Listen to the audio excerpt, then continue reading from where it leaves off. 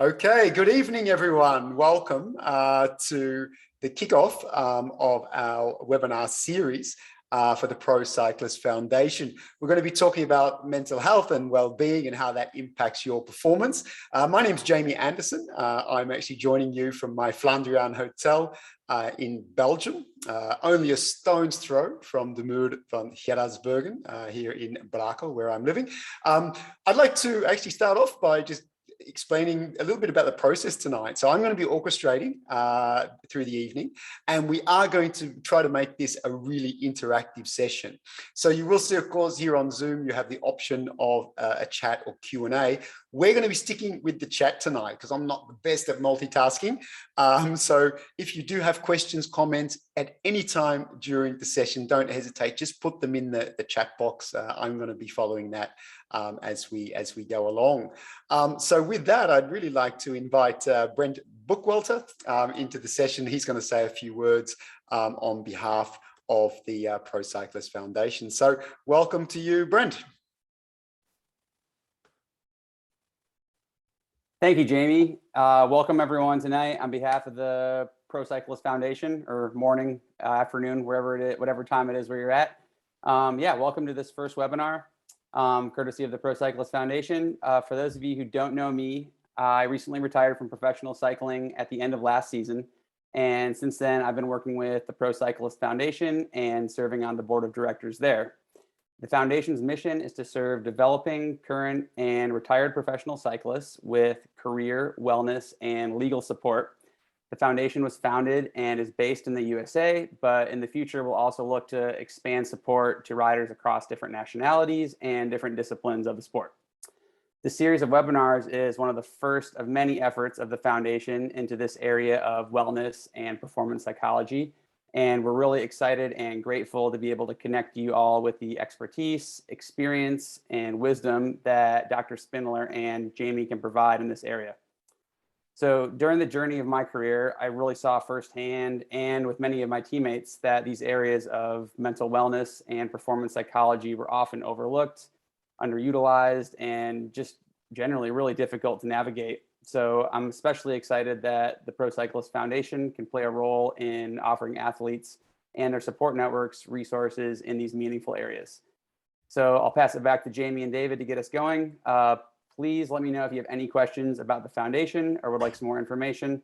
Hit me up on email after today's webinar, info@procyclistfoundation.org, and we'll hope to see you at the other webinars, number 2 and 3, and after this year.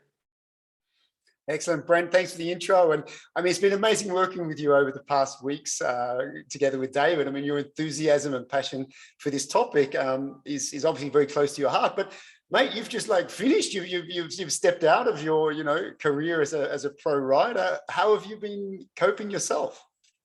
Yeah, I'm fresh into it. It's my first February at home, not bouncing around to the races and training, and it's a roller coaster. It's up and down. Some days are better than others. I'm enjoying the flexibility and the freedom of it, getting to ski a little more. But there's some tough days too. I miss the training. I miss my teammates, miss the team. So yeah, it's up and down, but yeah, utilizing that support network like we're going to talk about tonight to get through it and getting on my way with it. Excellent.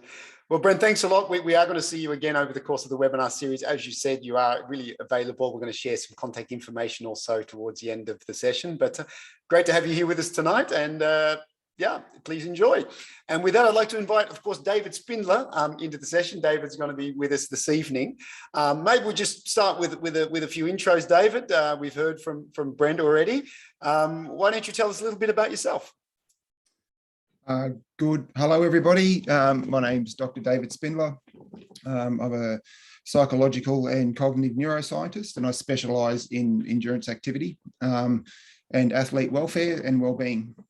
I am and have been contracted to some of the world's best teams, not just in the cycling sphere. I also have a contract with a major energy drink company that has where I oversee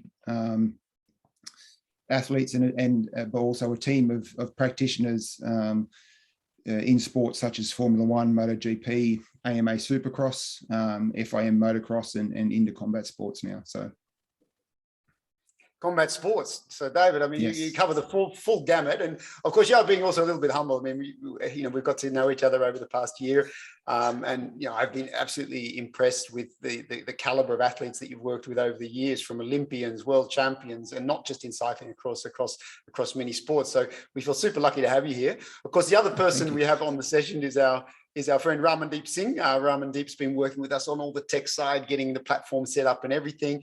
Ramandeep's also going to be in contact with all of us, after this session, to share the links to the videos for you to share with others as well. So good stuff, Ramandeep. He's back screen there. Myself, I'm Jamie Anderson. I'm Australian, living in Belgium. My background has been in leadership and focused more recently on mentoring and coaching, supporting people to be the best that they can be.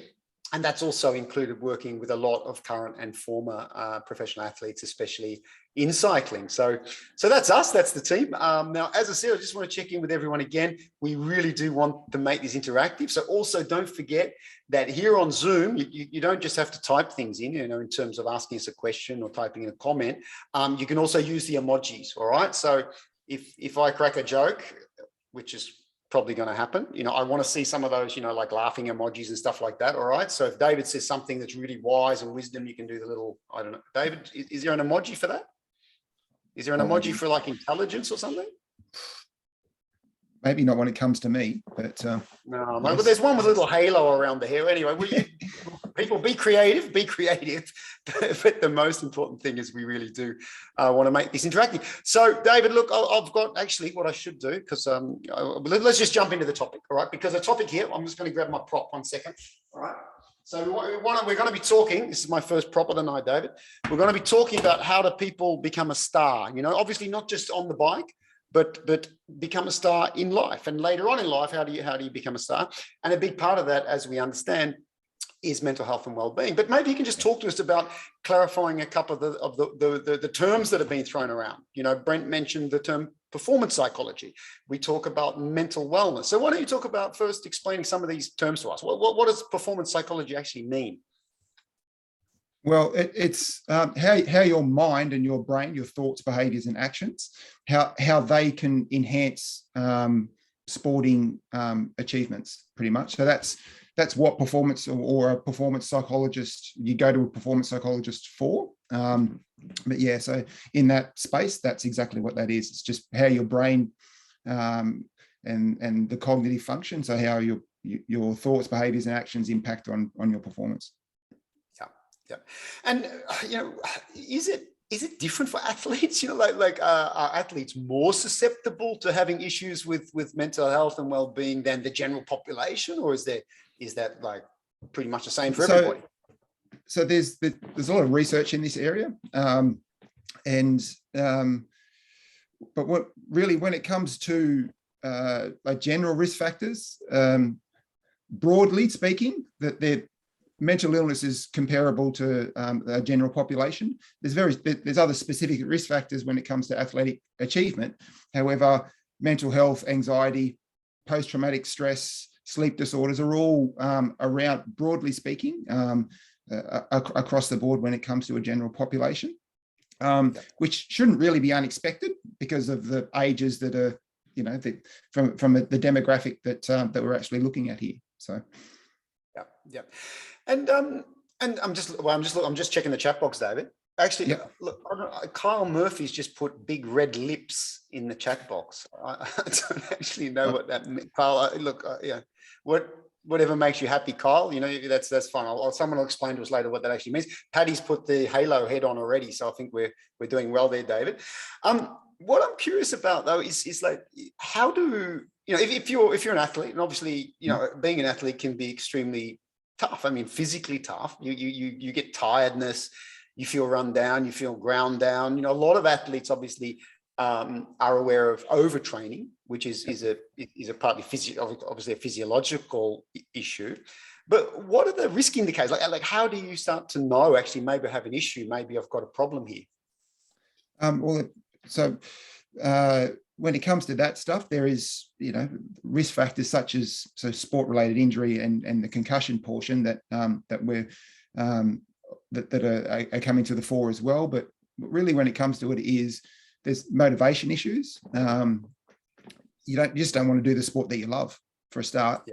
You came into the sport because you like the sport. If you don't want to do the sport anymore, it's usually because there's something happening. Sleep disturbances, you start controlling your life in other areas, such as some nutritional or caloric intake, or you start to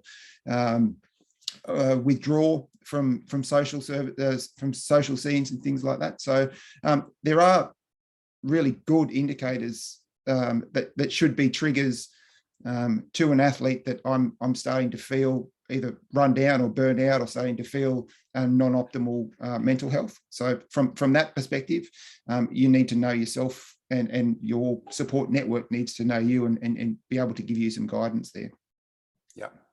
And it's interesting you say that, because, like, I don't know about you, David, but, sometimes when I train hard, I get a little bit grumpy, Well, it's my kids tell me that, like my yeah, like sometimes my son is like 14 years old, and I had a pretty heavy training recently, and I got home and I was like shouting at the kids and everything, and my son turned to me and said, like, Dad, you're tired and you're grumpy, so we shouldn't be having this conversation right now.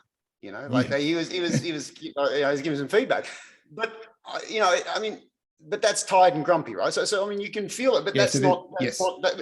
So what's the difference between an episode like that, where I'm kind of tired and grumpy, versus something longevity, which is more chronic or longevity. So over time, so your brain and your body doesn't differentiate what stress is. So whether it's a physical stress or a mental stress, it actually comes from the same chemical. It's called cortisol. So it doesn't differentiate which is what. So, but there's a definite longevity of how you're feeling and when you're feeling. And if that happens and it starts to impact on life, that's when you need to go and see, or at least have a talk to somebody who's in your what we will call in later on in this webinar, the bubble, your performance bubble. See someone in that and actually say, I'm struggling here.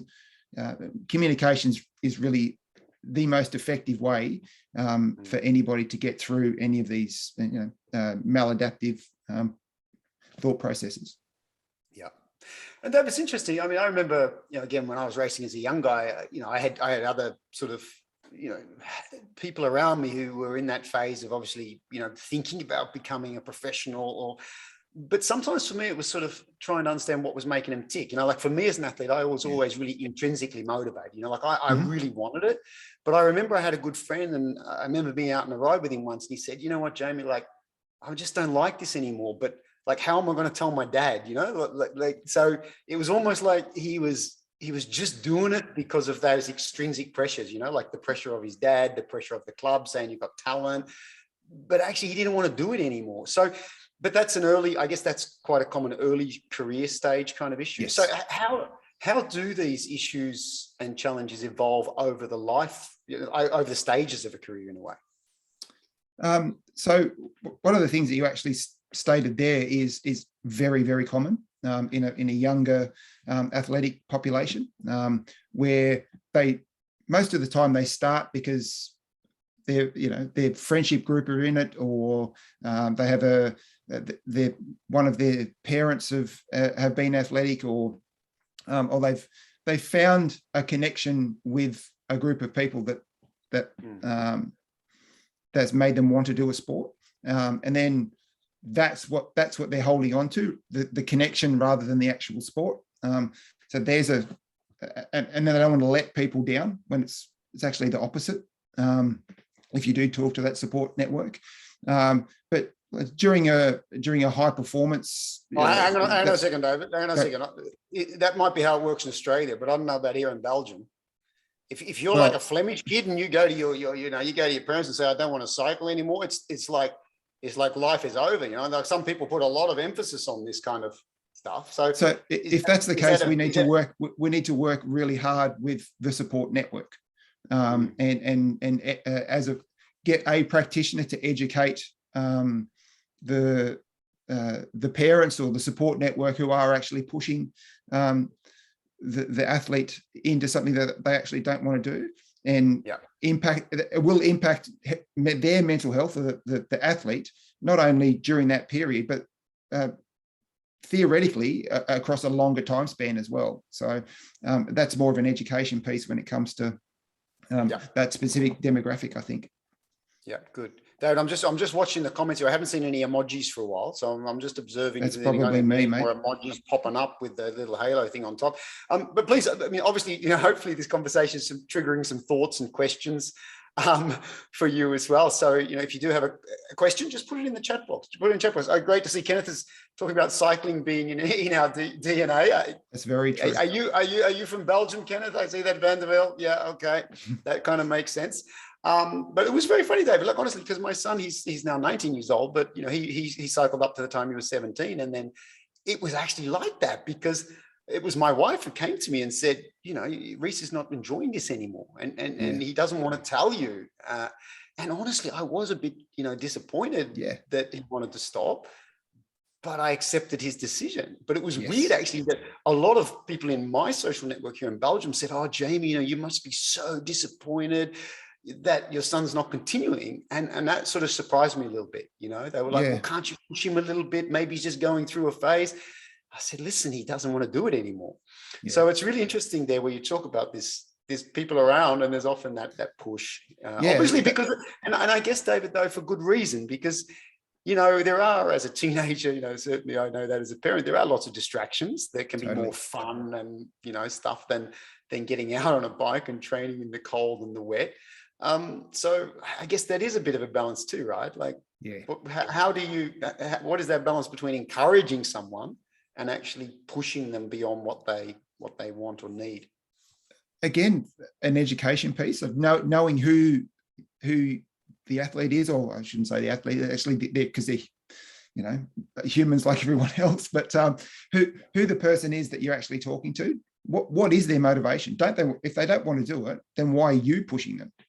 Then what is the motivation that comes from the person giving or having? You've got an emotional attachment to something that you don't have any real defining characteristic of whether they should do it or not.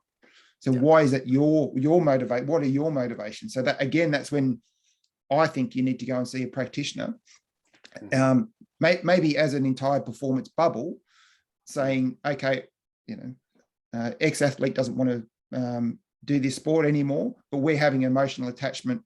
So can we work through this as a group? Yeah.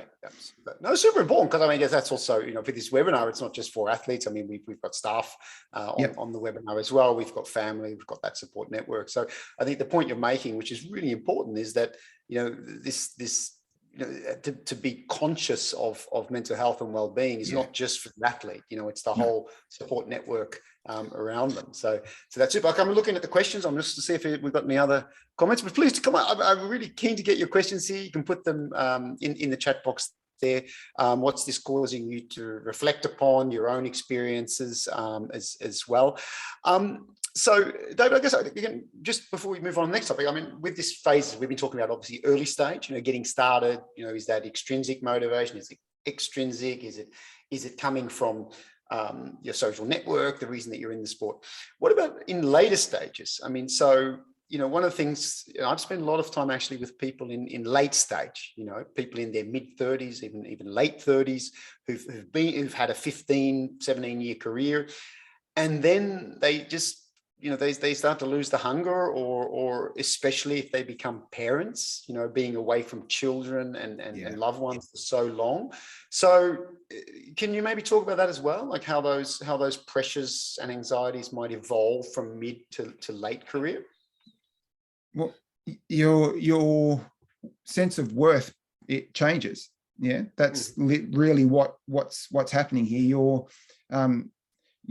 Your ability, obviously physiologically, starts to change, but then that career transition, but your sense of identity is an athlete will tell you that their sense of identity is wrapped up in lycra, pretty much, and what shifting pattern or what shifts, what they're actually doing on the bike, how many watts that they're doing. And So their identity's there. So their sense of self-worth and their overall sense of being is impacted because they don't have what it looks like to move forward, because they don't know what it's never been in their mind in the first place. They've always been, I'm an athlete, right? Rather than how do I get from birth to no longer being of existence at the best possible, have the best possible life. And athletic career is only a certain phase of that. So how do you transition out of that athletic career and actually make a meaningful life for your partner, if you have children, or moving forward from that? And that's a very significant portion of life. So it really needs to be hammered home to athletes that you retired a long time and you sit on one of these lovely lounges for quite some time post career. So you need to have some preparation there. That's a topic we're going to talk about, because actually career transition is actually a specific topic we're going to come to in one of the later webinars. But we do have a question here from Paddy asking about, what is the best way for an under 23, a young cyclist, to find mental assistance. That's something actually we are going to be working on over the course of these webinars, and something maybe you can say a little bit about now, David, but we'll provide more information on later. Yeah, in webinar 2 and 3, we'll give a little bit more information there. The answer there is you go to a practitioner. You go and if you're specifically looking at sport, go to a sports psychologist, or go to a practitioner that is that has some expertise within sport, so they know what the limiting factors are and what those trigger points are, and how you do that is depending on where you are geographically in the world. Most Western, so if you're in say England, Australia, United States, all have mental health practitioners within the sport. So go to your relevant, so Australian Cycling or USA Cycling, they will have a list of practitioners that they're preferred to do. And if they're not the right person for you, a quality practitioner will then refer you to someone who within their network will then give you some more support. So absolutely. Good, thanks. And David, as I said, we will talk more about this as we go along. Something that also obviously that is within the remit of the Pro Cyclist Foundation, and we'll be providing more on how you could potentially seek out some of that advice as we go along. Got a question there from Greg. How often is it that there's a real burnout for an athlete versus temporary stressors, that people bounce back from? And is that experience of a real burnout? Have you witnessed that? Is that something that occurs in sport? Again, I guess overlapping with the general population? Really depends on how you define what burnout is. So burnout is a longitudinal, like something that's been a long-term stressor that then hits to a point where it's a release point of, I don't really want to do this anymore. And that's usually because there's lots of things that have accumulated in the background that haven't been addressed. So from that perspective, and looking at that time frame, it's not permanent at all. The burnout's not permanent. You may no longer have the same passion for what you were doing previously. However, the maladaptive thought processes will be removed if and only if you address what those issues are in the first place. So David, it only becomes, sorry, go. No, go ahead. But I think also it's interesting, this just the term, the burnout that's thrown around, these days, and I don't know about you, Dave. I'm sure you got it, because I have a copy. I've got a copy of the, what's it called? The encyclopedia or the dictionary of psychology. Yes. Because I was trying to work myself out, some years ago, and then I started flicking through this what's it called? This one that like lists all of the different disorders and stuff. DSM. Anyway, So there's two different types. the DSM, that's the one. Yeah. The DSM, and I read the DSM, and diagnosis after I read it, I realized I had 27 different disorders, actually. Yep. Yeah. Yeah. So like, does it happen in specific timeframes? Only if it's not addressed. So So really, the ongoing theme when it comes to this sort of stuff is you'd be surprised how many other people have some type of issue that they're not telling you about. So I don't know any athlete that's got it all worked out. There's zero of them that from my, and I know some of and I work and have worked with some of the best athletes in the world. So, which is a good point, because I think that leads into actually another aspect of this is that in a way, and certainly you've seen it, you've witnessed. I mean, working at the Olympic level, at the world level, why is it that you think that so many athletes actually underestimate the impact of mental health and well-being on their performance? Now, again, we talked about that really heavy emphasis on physiological training and preparation.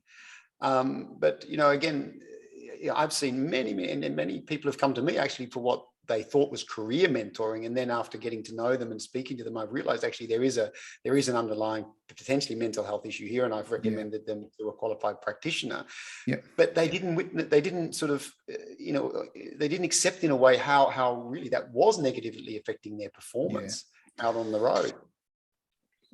So because there's such a dominant physiology base, like from what I've seen within the sport, is no one actually does any screening when it comes to mental health or how athletes are at their well-being when it comes to, especially at the highest level. They're more worried about what can they do for 20 minutes, or what's their 5-minute power, or what's their repeatability over X amount of kilojoules, but that's all well and good. But if they can't get to the feed zone because their mental health is or there's no support because their partner has just been diagnosed with a rare condition, which has happened in the past, where's the support there? And at the moment, there's very, very little when it comes to this sport, cycling in particular. And one of the good things is that this Pro Cyclist Foundation and what they're trying to do is it's really super important work, because it doesn't happen. So so those negative connotations or negative effects of mental health and well-being on performance are huge. It's just they're not clickbait. They're not, they're only clickbait when it hits the fan. And then everyone piles on. And is that is it and again, obviously, there's the world tour, there's many different levels we could talk about, but I mean, you've obviously worked with, we're not going to ask you here to speak about specific athletes or even specific teams, but I mean, have you seen, are there different cultures within teams when it comes to the appreciation of and the respect for the importance of mental health? Is it a team issue? Is it more yes. So there's teams in general like to be very insular, and they like to keep their data to themselves, and that's across all sports. That's not just cycling specific.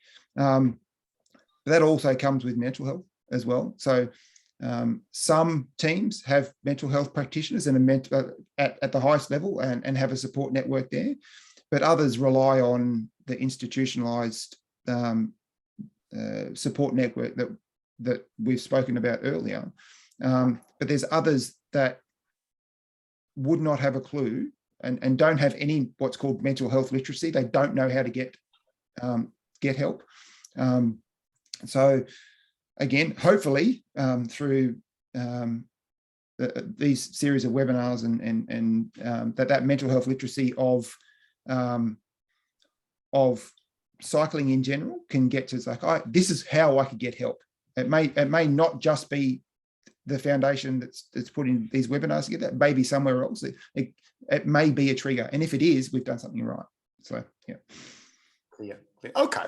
Well, I mean, obviously, we can talk about teams and we can talk about support networks within teams, but of course, the support network that you talk about a lot is beyond the team, and actually, you could all about the bubble.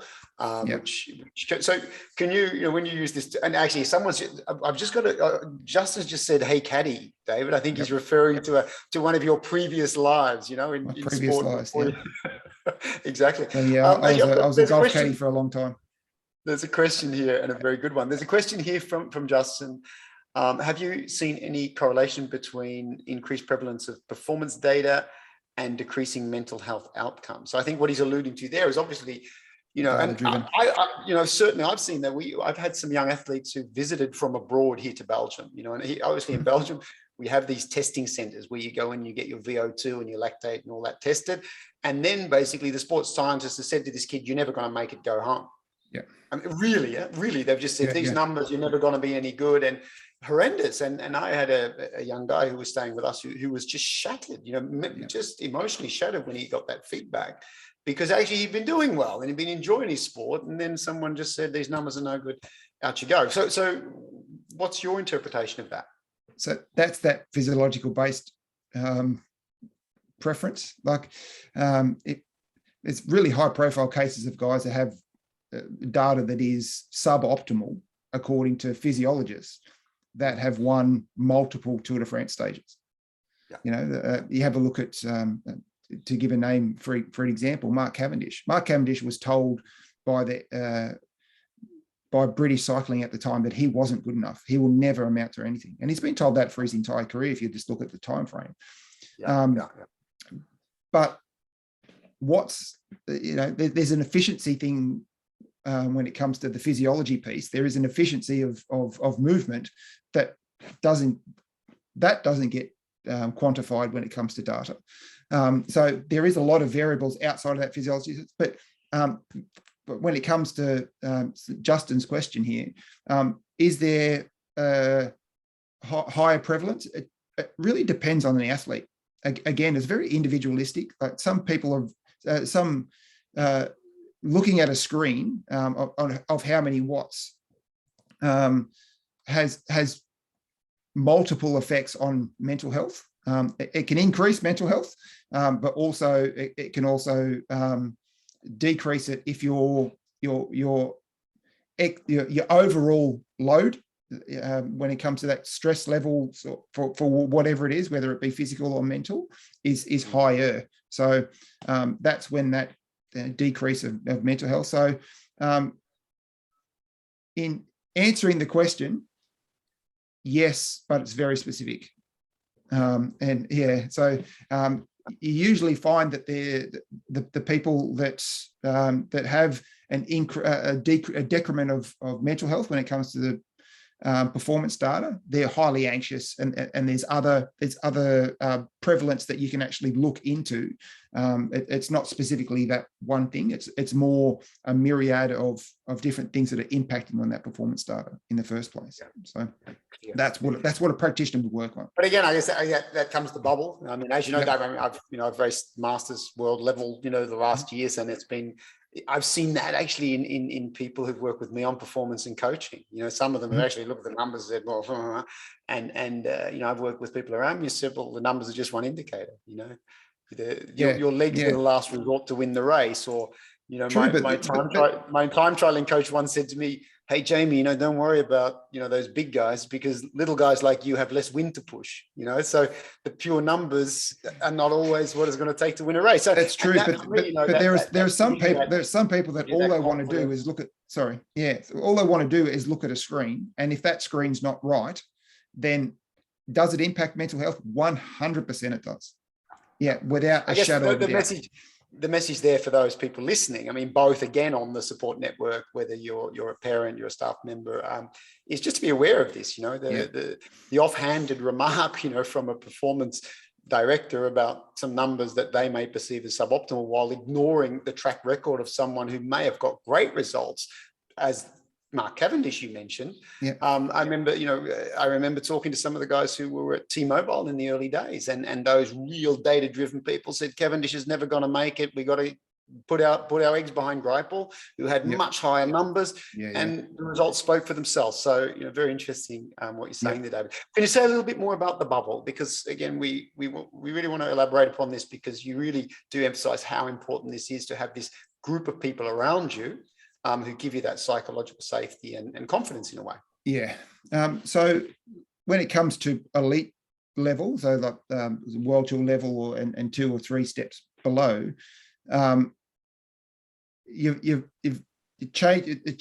can change yearly pretty much teams. So that support network, if you didn't have one that was external to a team, changes yearly. So then you've got to build that confidence up and then build the rapport with whatever physiologist or whatever mental health practitioner, what soigneur, whatever. So it's very important when it comes to any level of cycling to create people around you that have your best interests at heart, know you well enough to be able to pull an athlete up and go, what's going on here? Tell me what's happening. Yeah, are you slightly off for X reason? Let's have a chat about it. Or have you seen your organizational psychologist lately, because your timings, you're not doing what you need to anymore when it comes to external pressures, So have you spoken to your sports psych? Have you spoken to your the performance lifestyle person? So there's lots of people, there's lots of pressures, and it's not just sports psychology, not just sports psychologists. It's who's your coach, your mum and dad, partners, siblings, best friends. Who are these people? And they have to be, they move with you. It doesn't actually matter what team it does, because in all fairness, it doesn't matter what's on your t-shirt. You just need to be the best version of you that you can be, and that will then translate and let the performance be the byproduct, not be the arrowhead, if that makes any sense. No, can you say that again? Can you say that again about the t-shirt? Because I think I've got to get myself one of those. Well, it doesn't matter. Actually, it doesn't matter what's on your t-shirt. But yes, it does from a team's perspective and a performance perspective from the team. But if we're just looking at an athlete's mental health and their well-being, you're not going to be with that team for your entire career. Yep. It doesn't matter. Like, there's not one athlete that stayed with their same team entire career, because otherwise they'd still be in a junior racing. They'd still be in the under 23 program when they're 34.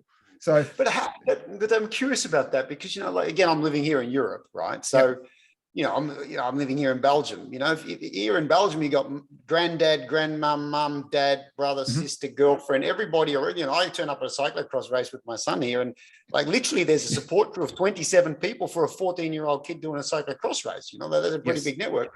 And then, at the moment, we have a young girl here, Haley from Dubbo, just arrived in Belgium. She's been in Europe for a month, and I see she's it's new for her, and she's far from home and she's here alone. So, I mean, again, very different. If you're French or Italian, or maybe you're racing in Europe and you feel lousy, what do? You jump on a plane or a train and you're at home in a few hours. That's very different for the Americans, the Australians, the Canadians who are here in Europe. So what is that difference between, in a way, what you've seen, those people who have the co-located network, and someone like Haley who's far from home?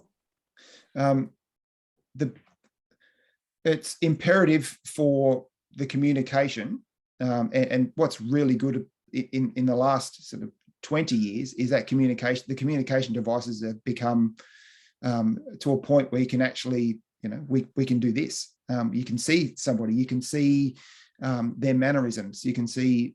So it's super important to stay connected to that support network. It doesn't actually matter where they are in the world, not by any stretch of the imagination. So what does matter is your video conference.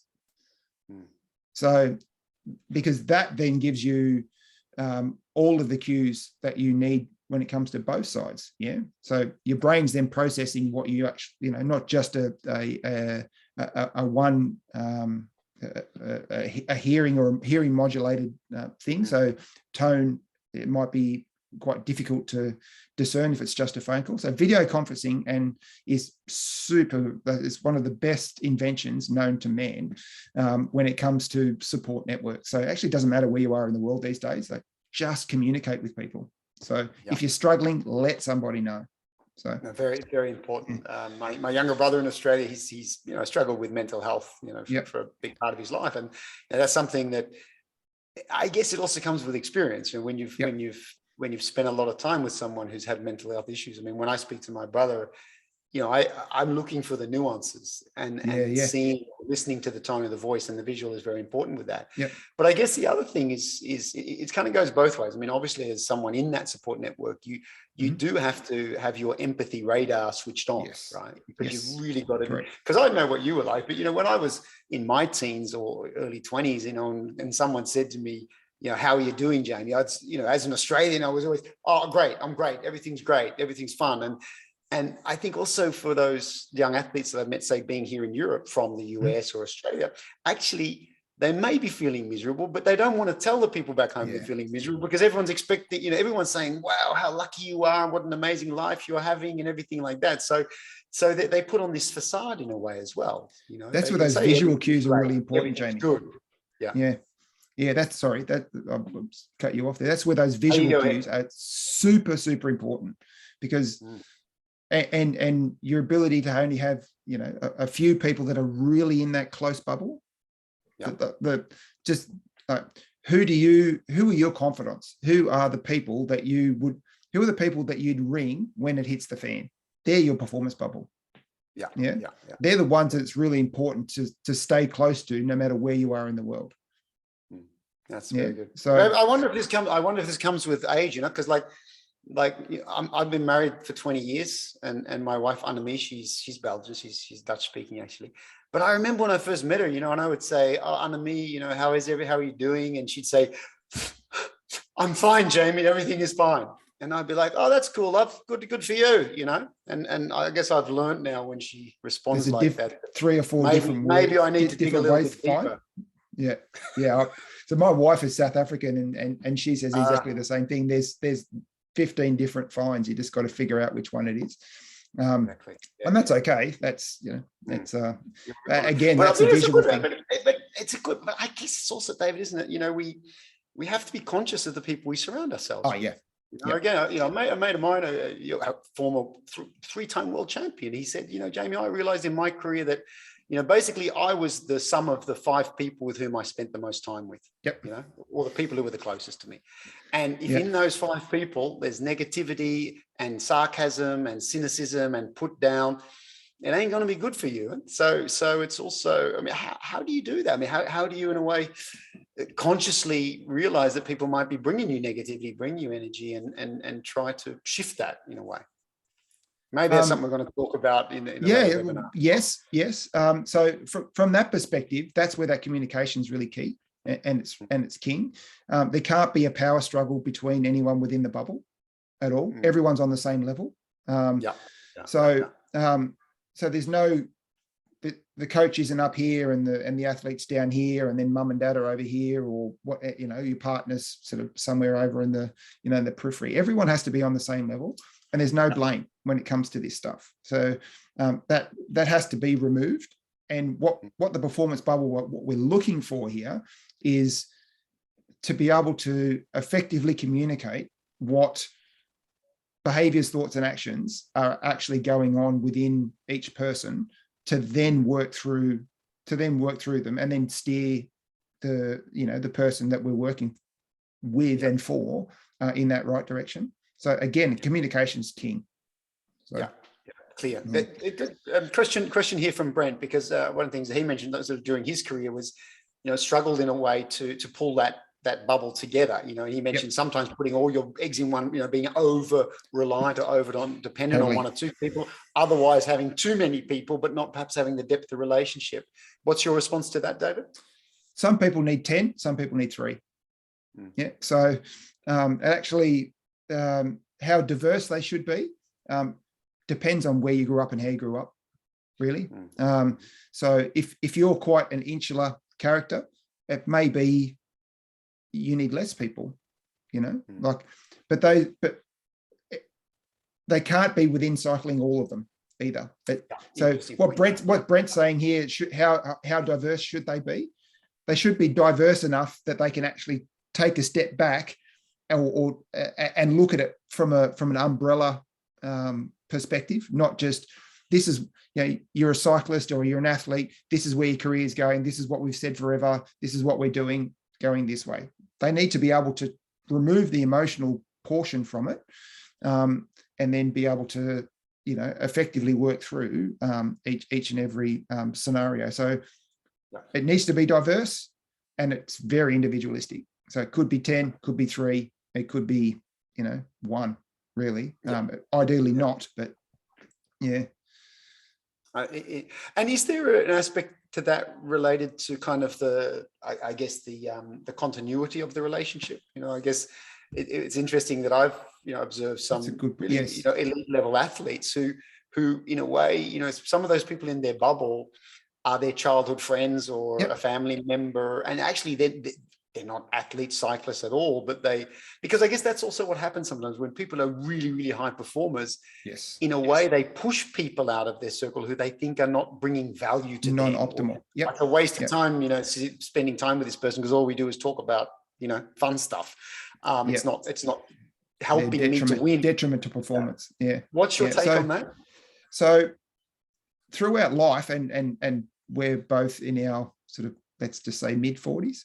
Thanks, David. That's why I love you, mate. Well, we both are. So my friendship bubble is not the same friendship bubble as what I had coming out of high school, and it's not the friendship bubble I had, when I was a golf caddy, and it's not a friendship bubble I had at the start of my, university journeys. So that evolves over time, and it should as well. So some people might come into the bubble and some people leave, but it doesn't necessarily mean that those people aren't friends anymore, or they're not, they're just, it's almost like a different chapter, So, and life is supposed to evolve. It's not supposed to be stagnant. So yes, people can come in and come out, and some people can go out of a performance bubble and then come back in at a later date, and that's okay. Yeah. So yeah, it's absolutely up to the athlete. I guess there's some very important points you've made. I think number one for me was what you said about that it's not hierarchical, it's not about competition, and we've seen that. We've seen within bubbles people trying to push people out of the bubble, right? Because they want to own this athlete, this person, and that's detrimental for sure. Oh, totally. And often egos get in the way, and because they want to be the one who's seen to be behind the success and so on. So get rid of the hierarchy, get rid of the egos, and surround yourself with people who really have your best interests at heart. Super important.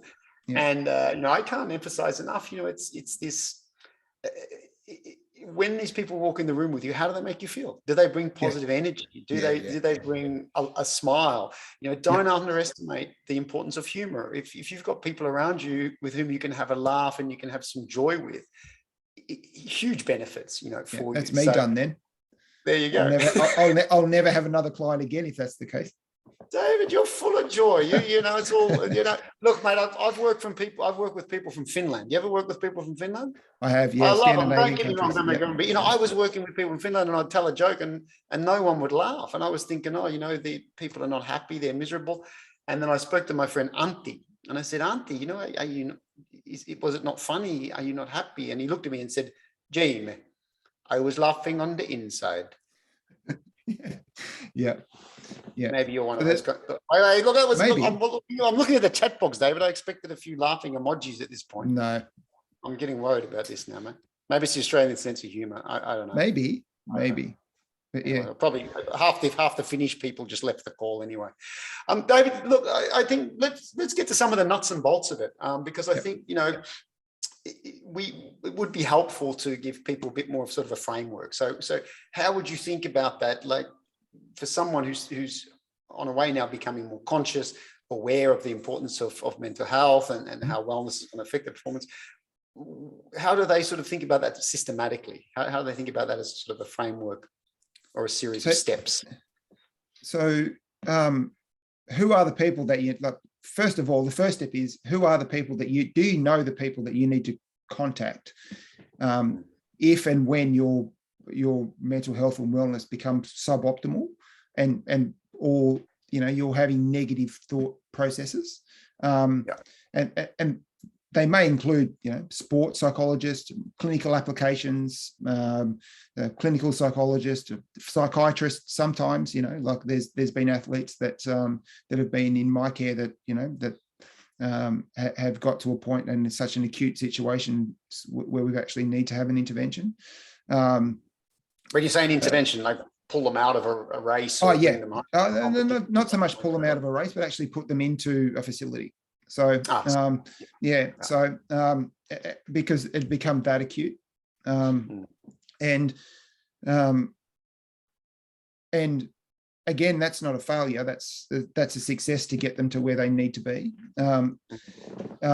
What organisation, what relationship, what medical practitioners you have? Do you know who these people are? And if that's a no, the first port of call is, who are these people and how do I find out?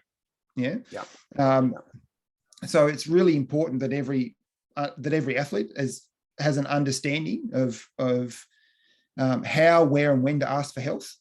And it's not just it's actually, athletes find it very easy if they've got a knee injury to go, here's this. I've got soreness behind the patella. I'm going to go to a physio. I'm going to go to a doctor. But when it comes to I've been sleeping terribly and I really don't like myself at the moment, they can't tell you who to go to. So mental health, that in the scientific literature, that's called mental health literacy. So how an individual understands how and when they can get help. So each institute has resources to help the process, and in the future, you'll be able to use these resources created and implemented by the Pro Cycling Foundation, the Pro Cyclist Foundation, and the strategies and management will be covered in the next series of webinars. So if this is of interest, tune into webinar 2, I suppose. But Absolutely. No, we'll be providing more information on that and some steps forward as we go along. So I'm just looking at the chat box. It's been a fascinating conversation for me as we've come along. So we really would like to open up now for questions. If you do have them, just please put them in the chat box. As I said, I'm looking over there. I'm just going to double check the Q&A box. No, that's good. There's no open questions there. So if you do have any questions to close, please do post them to us. What we're also going to be doing the end of the session is we're going to have a little survey for you to complete. We really do want to get your feedback on how you found the session as we've gone along, and also any specific topics that are of interest to you. We really do want to get that feedback as well. So I see there's a question here from Joe to you, Dave. Any junior specific tips? He says, I suppose you've mostly worked with adults, but also interested in getting some insight on working with kids. Yes, I do. So I haven't just worked with elite athletes. I worked with the New South Wales Institute of Sport for a while. So a lot of that was under 18 athletes. And I actually know Joe. He's come to stay at my house before. He used to very, very good bike rider, and will be and probably is a better coach. He works with Boulder Juniors now. And really in tune with mental health. So working with children, they actually have, they're a lot more vulnerable. You can actually, for want of a better word, manipulate them to get their needs met a lot easier, because their trust is in the coach. Yeah. So, and with that perceived power is extreme responsibility. So there is junior specific tips, and they will be sort of given in the next few webinar series. But for now, let them be vulnerable to you. Give them empathy. Give them a safe space to be able to come to you, because, and I know Joe is that coach for Boulder Juniors. You have their voice, or your voice is heard by them. So be the person that they're okay to be vulnerable to. So, and cycling is amazing at being a mental health space, because you've got time to ride next to somebody and actually have a decent conversation. So if you do see that there is a specific detriment to their mental health, go for a ride with them, Joe. And I know that you do that anyway, because that's who you are as a person. But that's what I'd actually say. Go and have don't just sort of sit them down and say, which I know you wouldn't, but sit them down on a couch and go, what's actually happening? Tell me what's going on. Go for a ride. Actually have a decent conversation. And yeah, so from that spot, at all levels, you actually have a responsibility when you're within the bubble, but that becomes exponentially a lot more to the point when it comes to vulnerable population such as juniors. We've got another question there as well. That question from Jeffrey, talking about foreign riders coming to Belgium to find a support person in Belgium. Video conferencing is still not the same as face-to-face contact. I mean, definitely that's something, obviously here at the Flandrian Hotel, my colleague Bernard and I, we're very aware of. We are actually creating a place for people to come to have a place to feel at home, to interact with us if they have needs. So again, we're going to be providing people with more information on that. David, look, I've got to tell you, man, as an Australian living in Belgium, it's not always easier. I mean, I tell you, when you've grown up with the sunshine and the beaches and the, it's going from November through to March in Belgium, as someone who grew up under the sun, is these things do affect your mood. They do get to you. Yes. And we just need to be consciously aware of that. So again, Jeffrey, that is something that we are working on with the Pro Cyclist Foundation. We're doing that here at the Flandrian Hotel. We're doing it in partnership with David.